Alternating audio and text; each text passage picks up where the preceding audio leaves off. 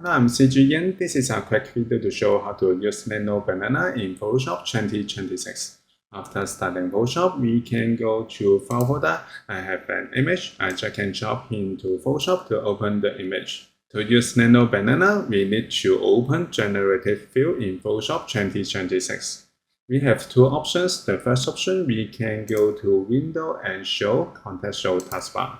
Then we can make a selection. I press Ctrl A to select the entire image. So we can find Generative View button here and click. And then we can choose the model, go to Partner, and then we can find Gemini with Nano Banana 2. And we have another option to use Nano Banana. So this is the first option to find the Generative View with Nano Banana. I cancel it.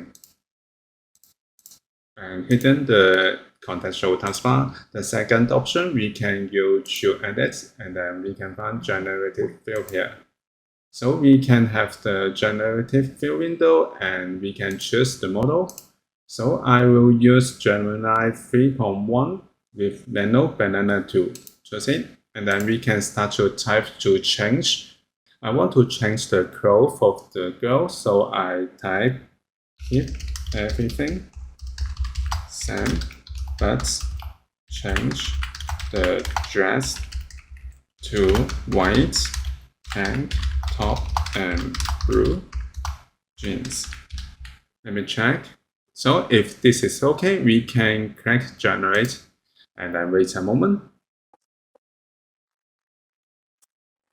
After generating, we can go to properties window to find the variation. If you want to try again, we can use another prompt and generate once again. So this is how we can use Nano Banana in Photoshop 2026. Thank you for watching this video. Hope this helped.